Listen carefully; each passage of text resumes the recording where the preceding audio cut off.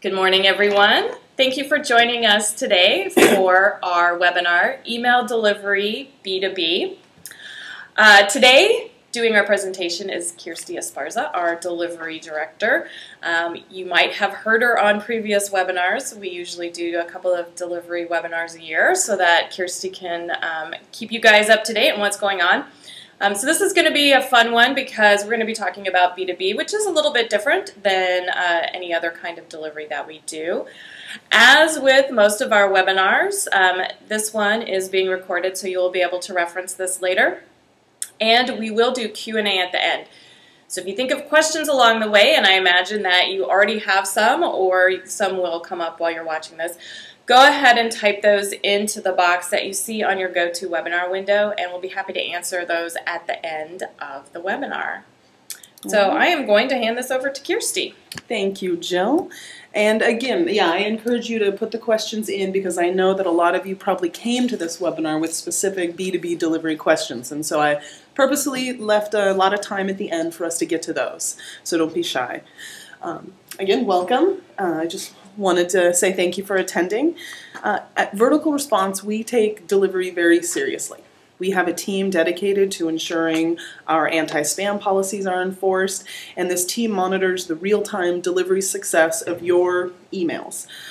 They're looking for email networks who may be blocking or refusing mail from our customers. We have all the required and recommended mechanisms in place so that receiving networks know that it's VR sending the mail so that it can be trusted. We have whitelisting and feedback loop partnerships with the ISPs and email networks that offer them. These feedback loop partnerships enable us to remove the contacts from your list that hit that spam or junk button that you might see in your email interface. Our team also processes what we call delivery escalations. And these are deliverability concerns that you, our customers, may be experiencing. From bulk boxed emails to your recipients not receiving the email at all. We'll review your concerns and work to resolve any that we can, or offer recommendations on actions you can take to ensure that your subscribers are as engaged as possible. So I want to just pause here. I've been tossing around a couple of weighty words, delivery and deliverability. What's the difference? One of my favorite bloggers, Laura Atkins from Word to the Wise, helped explain the difference between the two in a blog a little while back.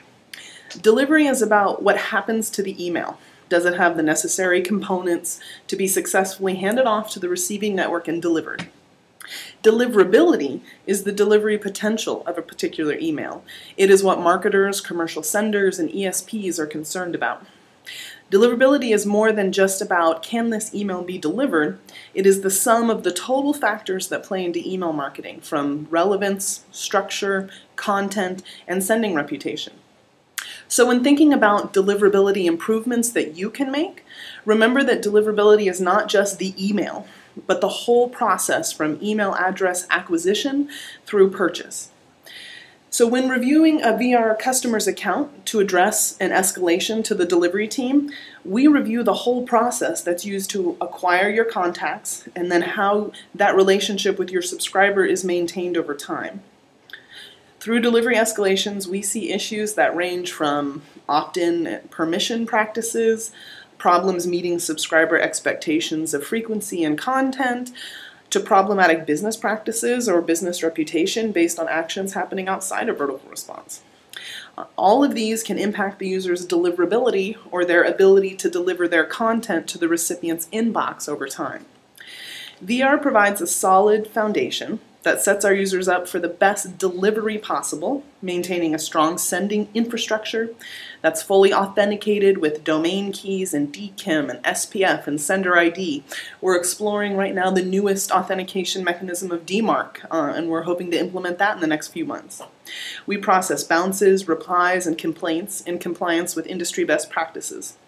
Deliverability is up to you, the marketer, based on how you build and maintain the marketing relationship and how you maintain your brand in the marketplace. So what are some of the most common reasons that we see escalations from customers? These escalations can be about bulk boxing, like I mentioned, blocking, or just outright non-engagement from your recipient base. The delivery team tackles each escalation case by case because each delivery escalation is unique. We have found the best strategy to avoid most effects from filtering is to deliver relevant messages to your subscribers. It all begins with permission. Some B2B marketers assume that they have permission to email customers and prospects because they've had a previous business relationship with them. And this is the minimum requirement under US regulations regarding email marketing, called canned spam. But many recipients see it differently. People are protective over their email inboxes and are not as welcoming to email from senders they did not specifically ask to hear from. At VR, we understand the different kind of marketing relationship that you have with subscribers who invite you into their inbox, and we require that all your contacts that you engage with in email have specifically opted into your email program. Ongoing engagement is the key to avoiding your emails delivered to the bulk folder or being blocked or not delivered at all. Email networks and filtering companies are tracking a growing list of behaviors to determine a subscriber's engagement with your email.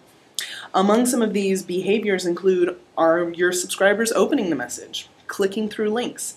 Are they scrolling through the message to read it all? Are they enabling the images if their email client blocks those images by default? Are they adding your sender's email address to their online address book? Some of the negative behaviors that can hurt your ability to get that optimal inbox delivery include deleting the message immediately, reporting this message as spam, marking messages as read without opening, just ignoring the messages, or moving the messages to the trash without reading. I always recommend setting your subscriber expectations for what they will receive from you with a welcome message. This welcome message is your chance to outline the frequency and content of your engagement with your subscriber, and then honor those expectations and engage with your subscribers frequently enough that they don't forget that they subscribe to hear from you. So here's a little example of what I've been referring to. Here a customer was targeting a large number of addresses at one small business domain. After 29 of those attempted email sends, 29 of those emails bounced because the address no longer existed, and you can see here at the top the no such user. The bounces changed, and the receiving network started blocking mail. You can see it at the bottom, spam source blocked, because so many invalid addresses had been emailed. Their threshold for an acceptable number of invalid addresses, 29, really isn't that low or that high. I've seen B2B networks throw up blocks for much lower numbers.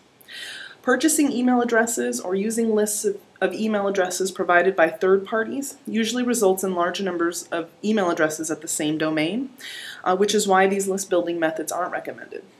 This scenario is also why I recommend engaging with your subscribers as soon as possible after they've given you your email address.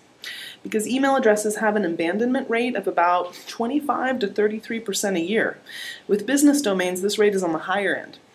So engage with your subscribers quickly to avoid seeing higher bounce rates from addresses that no longer exist.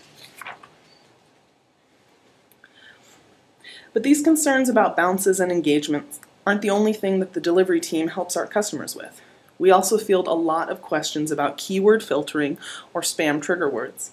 One of the salespeople here at VR asked that I specifically speak to this keyword filtering because it was a question that she saw a lot from customers.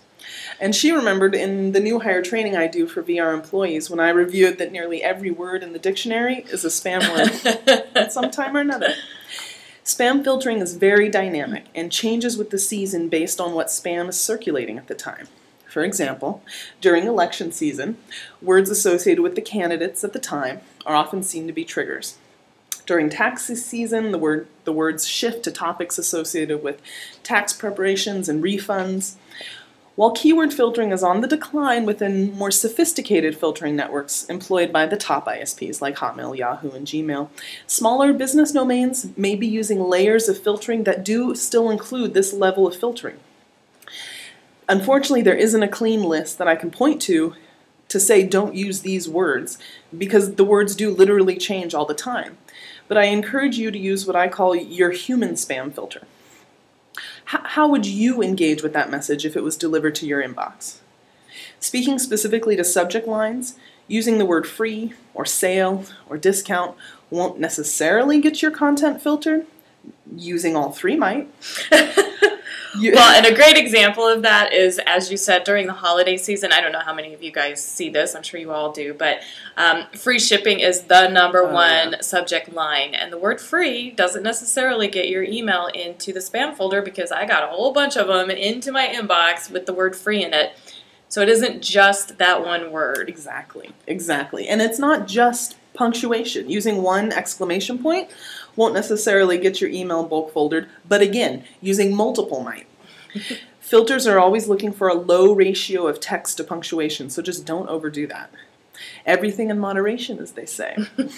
I also recommend you don't use all caps in your subject lines as a way to try to make your email pop in the inbox. This can trigger filtering and can be interpreted as yelling at your subscribers, which is just kind of rude.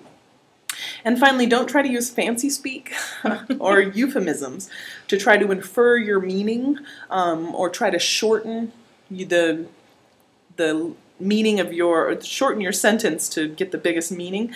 Even if well-intended, this fancy speak can cause filtering because spam filters pick up on this technique. It's a trademark used by marketers selling those enhancement products.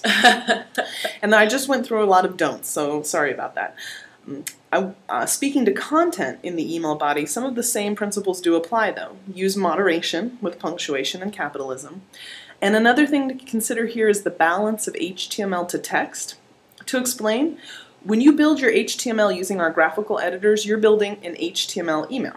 Filters are looking for a balance of that HTML to text in an email message. So by creating a text version of your graphical email, you're automatically creating the balance that the filters are looking for. And our application will do this for you automatically as the requirement of the email building process. So I advise you to pause and spend a few minutes reviewing that text version so that it looks as put together as your HTML version, because you never know who is reading your text version, and it's a very important part of your email to get it delivered. Next, consider who you're partnering with if you're sending email with other businesses. Each email address or link within the email carries its own reputation. So if your content includes the link belonging to another business, there could be a chance that that link could cause your email to be bulk foldered or blocked if it has been fingerprinted as having a bad reputation. But nothing is black and white in email delivery. What works for one marketer may not work for the other, so I always recommend testing your ideas. Maybe your audience would be more responsive to text-only campaigns because their business email network filters all email with HTML. I encourage you to use the VR application's A/B split tool to test different subject lines, short ones, long ones. Try different templates to see which seem to generate higher response rates. Try testing personalization if you have your subscriber's name. And be sure, as a B2B sender, that you're optimizing your content for mobile devices. All of our templates are tested to render on mobile devices, but as you use them, keep in mind that the average size of a smartphone, so keep that content concise. If you know your audience is likely viewing their email on their phones, then really test the content length and the different kinds of calls to action to see what's most effective with the audience. And finally, what is your product, and when are people likely to be engaged with your product? You may consider testing different times, different days to send your email. Do you sell pizza? Maybe a Friday afternoon email campaign would have a strong response when people are looking for an easy way out to avoid cooking dinner again. Are you an online retailer? Maybe a midday email when people are looking for a distraction or a little time to procrastinate, or they're on their lunch break and they actually have time to review their personal email might be the best time for you. If your product is for the business person, you may test different times to send based on when your decision maker will have time to see your email. Monday morning is probably not a good idea to send because your email is just part of the noise that they're clearing out to start their week. But later in the week, that business decision maker may be less busy and can review your email. But what does the real world look like out there? What are the products that businesses are using to protect their inbox? There are many filtering companies out there, and most B2B mailboxes have layers of these filters from different services. Microsoft's Forefront product uses 9 layers of filtering, from technical considerations to sender reputation to content filtering. BARRACUDA and CloudMark both use different methods and technologies to fingerprint an email content that is associated with spam complaint. Once identified as spam, a fingerprint is stored and used to match future emails. We have seen these fingerprints be based on the full email content, or just on image names, on individual links within the email, or simply on a sentence within the body of the email. That's the investigation that threw me. Literally one Wow. sentence. So no matter what that sender changed, if they changed their template, it still was triggered by that sentence. Spam Assassin is an open source email filter. You can incorporate it into any of your products, and it has been incorporated into many other email filters as well, including Barracuda. Large ISPs layered into their own filtering, and many email networks use it as a standalone filter. This filter looks for known patterns associated with spam, including HTML to text ratio, excessive punctuation in all caps and subject lines. This is why I called those features out earlier. Another feature of Spam Assassin, which I don't want to forget to mention, is that this filter is looking for the salutation dear. Dear Jane, dear Joan, dear Bill. So when troubleshooting customers' delivery concerns to B2B domains specifically, one of the first things we look for is the structure of their email. Are they using this salutation? And then we recommend removing it.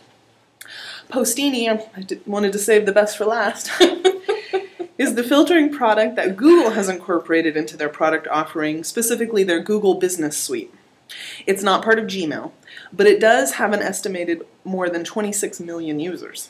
We see a high rate of delivery concerns escalated to us having to do with this filter.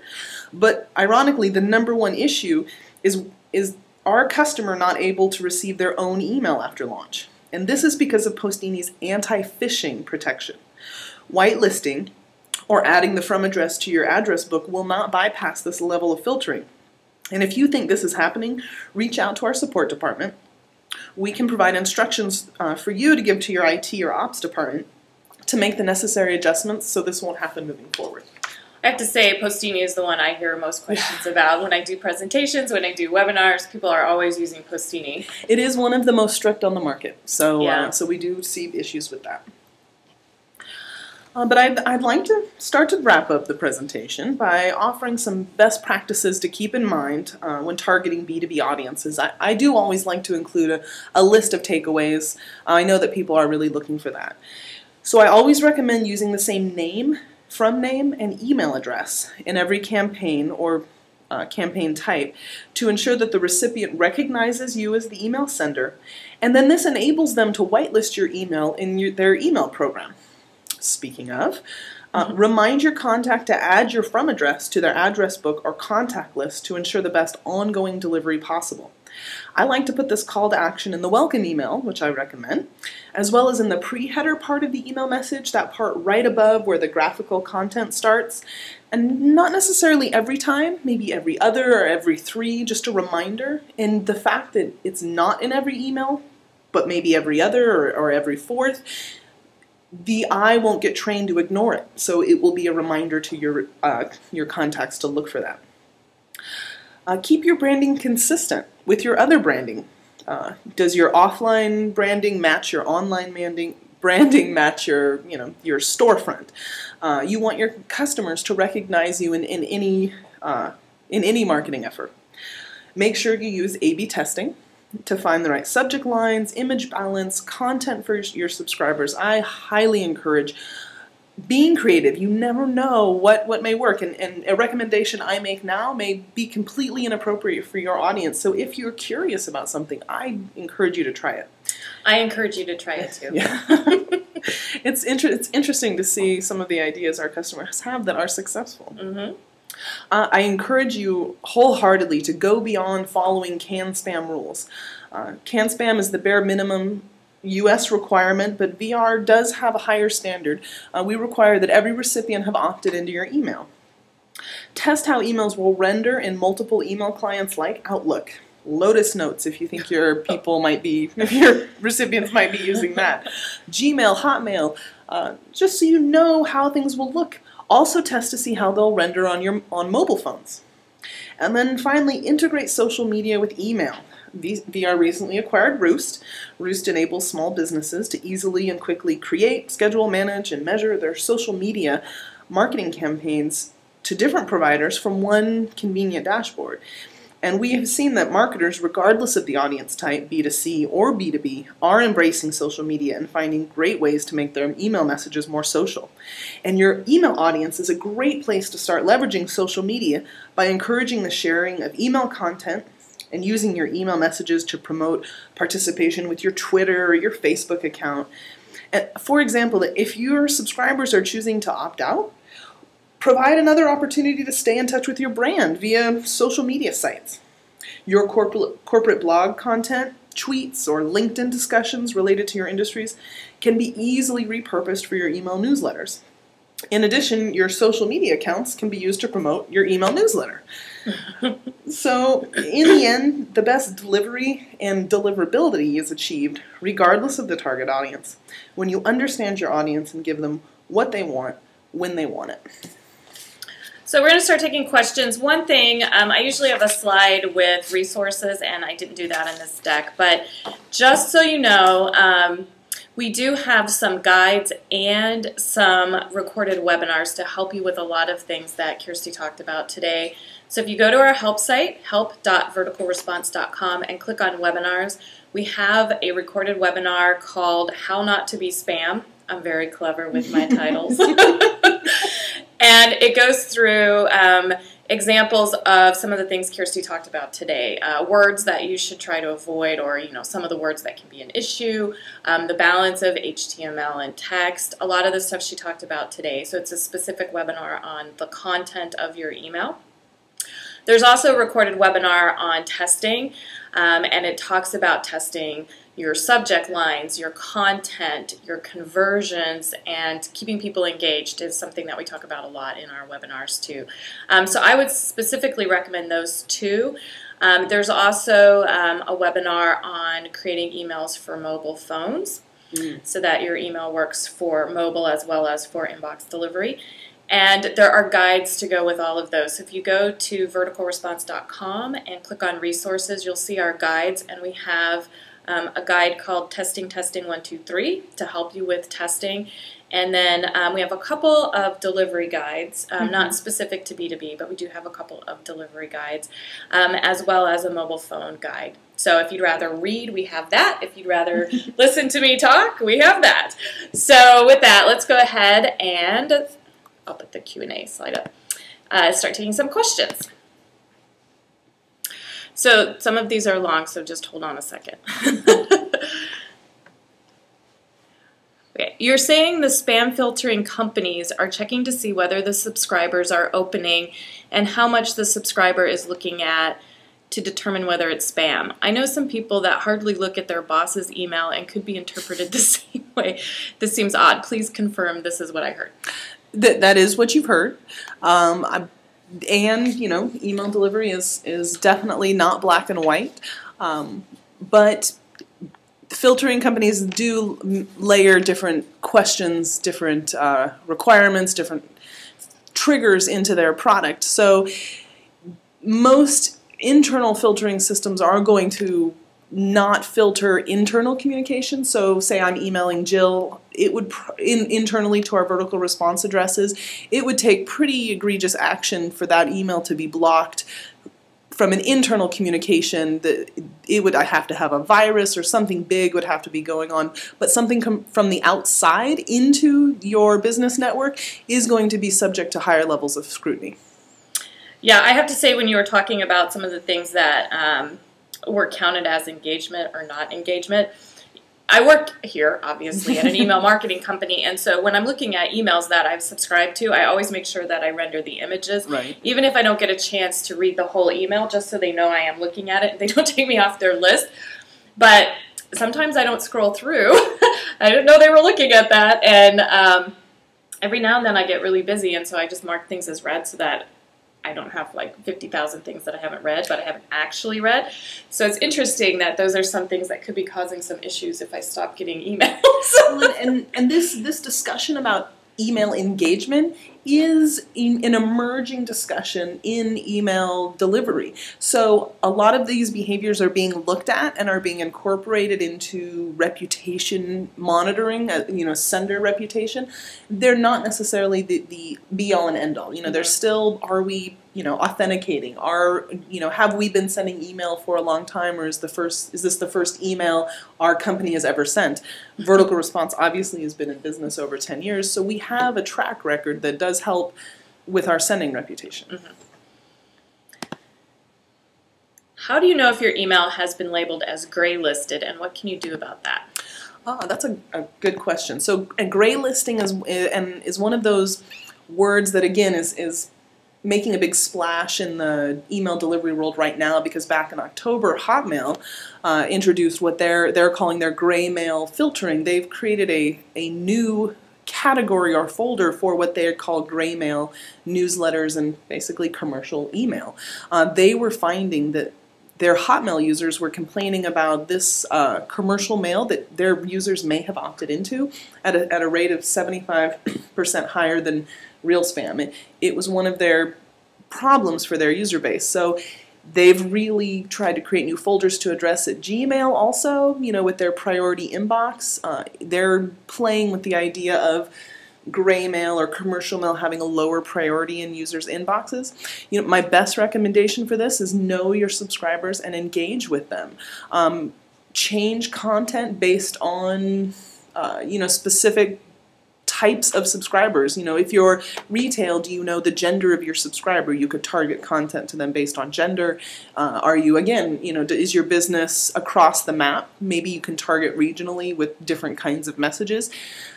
Pay attention to what users are opening and reading and clicking on, and then do more of that. Maybe your users are shifting more towards a social media platform to engage with your brand, so maybe you need to really kind of think about how you're engaging with them at all levels, from Facebook to LinkedIn to Twitter to email. Have it be a complementary package. So there's no black and white yes or no answer to how to avoid being gray listed. Make sure your subscribers are engaged. If you're finding that your response rates, your opens and clicks are going down, you may want to go through a program to isolate your non-responders over a period of time. So if, say, Jill hasn't engaged with your email in the past year, hasn't rendered the images, just as she said, she does that for the brand she's engaged with, she's probably not engaged, and you should pull her off that list for a little while and attempt to re-engage her. Isolate your non-responders and send them another email or two to bring them back into the responsive fray. And then if you can't, you may have to make the hard decision to not message Jill anymore because she's just not engaged with your brand anymore. So really it's narrowing in on those active readers. Regarding testing, how small a sample is too small for a useful test? My typical campaign has about 300 contacts at 75 companies. So generally speaking, when you're talking about testing, the higher your sample, the better, because you're going to need to split your list. And the smaller your list gets, the less that the numbers and the responses are going to give you accurate information. Generally speaking, this is general, so don't freak out because it's bigger than your list. If you're going to do split testing, we usually say you need at least 1,000 addresses. But that doesn't mean that with your list of 300 that you can't do testing. It's just that your statistics might be a little bit off, because if you split your list and you have 150 on each list to do your testing, and then your typical open rate is like 20%, suddenly you're seeing that the number of people engaging in your email are going to be influencing a huge amount of what you're doing in your work, right? So, you have like 30 people who are deciding what everyone is going to be seeing. 60 people, whatever it is. I'm not good at math. So that's why normally to have statistically relevant information, you want to have at least 1,000. But I would still say, even with your list of 300, you can test and see what your recipients are more interested in opening for, like a subject line, or for your content. Also you're going to want to be smart about it as well, because again, your number is going to be a little bit lower. And then you had a follow-up question, which I think mostly Kirsty answered. Is there a way to know if a lower than usual response rate is because something got caught as spam versus just being uninteresting to the reader? You know, and there is no hard and fast way. Actually, I'm going to go back. What you can do is your own seed listing, and this is something we do at Vertical Response on a broad level to monitor the reputation of our sending infrastructure. Is all of the mail from our, to Hotmail going into the bulk box from Vertical Response, or are these sender by sender issues? So by seed listing, what I mean is sending to a set of addresses that you monitor. So maybe you're sending to your, something within your company. You can set up an address, just for that purpose, seed@company.com. Then you could have your Hotmail, your Gmail, your Comcast, some other email clients to send to, and then you can view and see whether the message was delivered to the junk folder or the inbox, and then see what's going on. So really the only way to get a view into where an email was delivered is to actually view where the email was delivered. I'd also say as well, if you got a lower than usual response rate, I would look at what you did with that email compared to what you have done in the past, because you should have a benchmark. If you've sent out at least a few emails, you'll have a benchmark of what your average open is, what your average click-through rate is.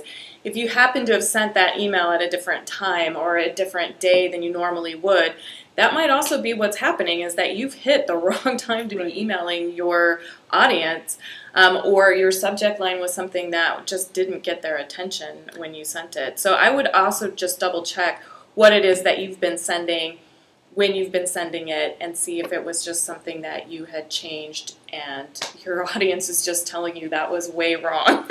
The other idea that came to mind was check your domain reporting. And in Vertical Response, that's my favorite report. Mine too. In your email reporting, there's a tab that's by domain, so that you can see your response rates dropped or zero or at a really low level at Hotmail or at example.com. And then if the response rates for one domain are zero and then everywhere else seem fine, then that could be an indication that something was caught in the spam folder. And here we go. All of our business is B2B, and we find some of the vendor spam filters are using spam filtering that sometimes blocks our emails. How do we coach them on correcting this? Well, if you are engaged directly with your customer at these, we can work with their IT department. So if you know that your customer at, acme.com is having difficulty getting your email, we would encourage you to send them our infrastructure information, our IP addresses, and maybe our domains that we send with, so that their IT department could whitelist those. And our support department has that information on hand and would be happy to share it with you.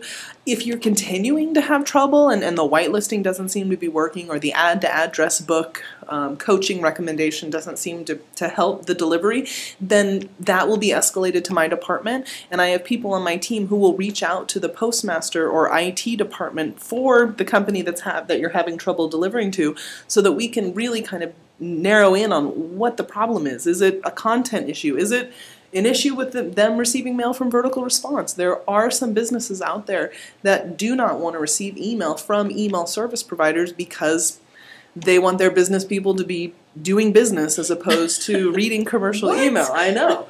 So, but we have business senders like you who use us, and so we do have a team who can troubleshoot that specifically with the email network you're having trouble with. Alrighty. So I am not seeing any other questions right now. Again, we do have lots of resources to help you with all of this. So again, we have recorded webinars and guides to help you, and you'll get a follow-up email that has a link to both of those as resources, so you'll be able to go and find that information. And this was recorded, so we will have this up on the webinar page on the help site next week, so you can access this information if you need to see it again. So thanks, everyone. I hope you all have a great day, and thanks, Kirsty. Thank you. Bye, everyone. Bye.